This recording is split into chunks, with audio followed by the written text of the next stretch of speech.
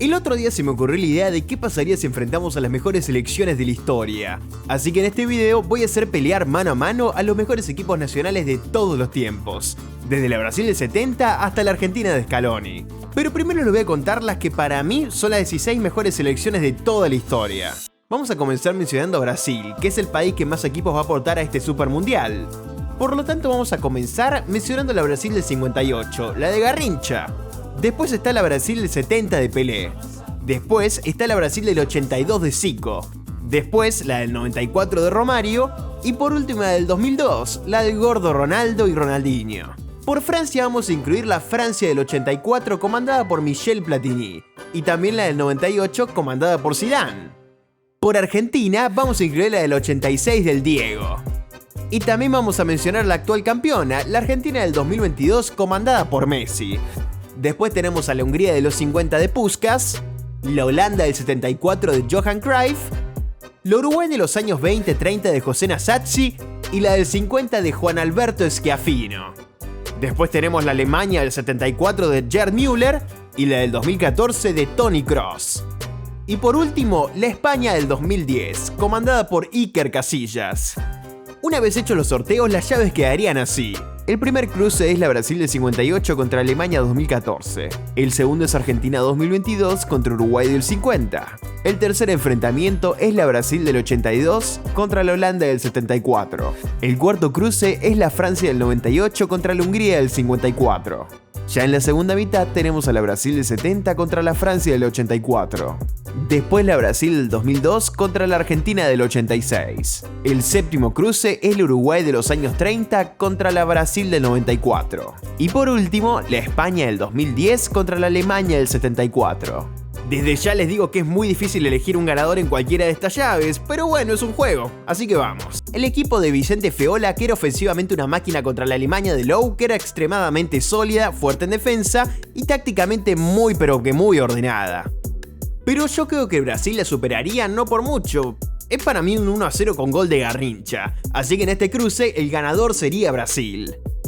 Vamos al segundo partido, en el que vamos a enfrentar la Argentina del mejor jugador de la historia contra el Uruguay del Maracanazo. Este cruce está muy difícil y muy peleado. Por un lado tenemos al equipo de Scaloni, muy ordenado y muy equilibrado. Y por el otro a la Uruguay del 50, con figuras como Obdulio Varela y Schiaffino, que también era durísima. Miren, yo creo que este partido sería penales. Y teniéndose en cuenta, creo que la ventaja la tiene Argentina, ya que recordemos que tienen al Dibu.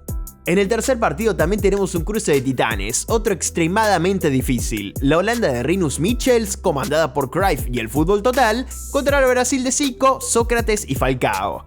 Yo en este cruce doy por ganador por un pelo Holanda, que se ganó el pase a cuartos.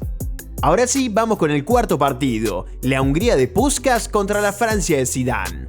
Y en este caso lo tengo muy en claro a quién voy a dar como ganador.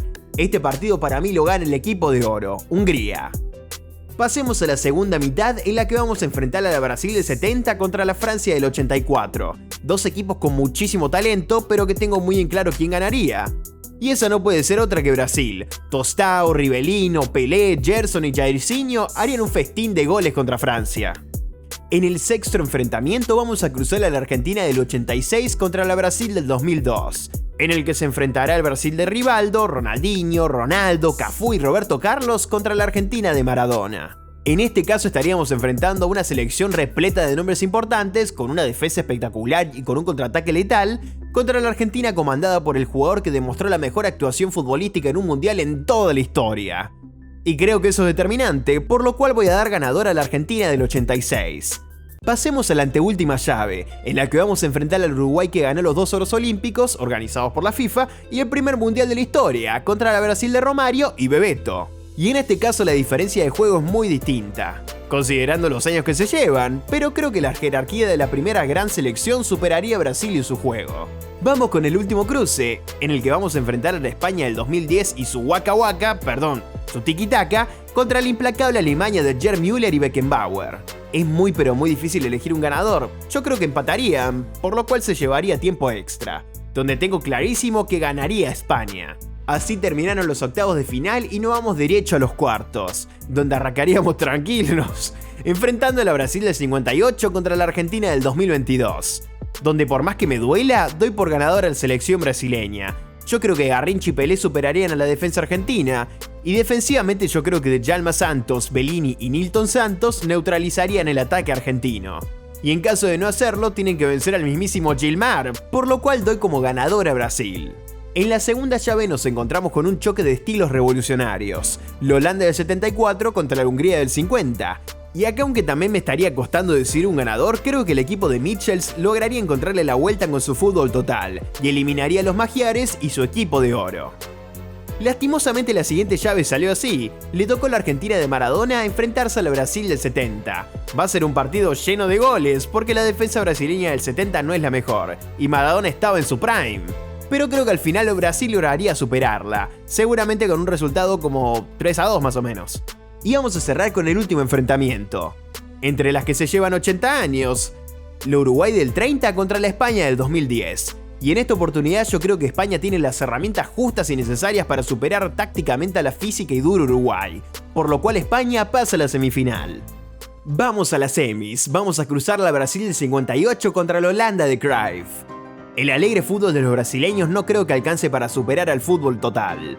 La versatilidad, presión y la fluidez del equipo superarían a Brasil en este caso, por lo cual doy a Holanda 74 como la primer finalista del Supermundial.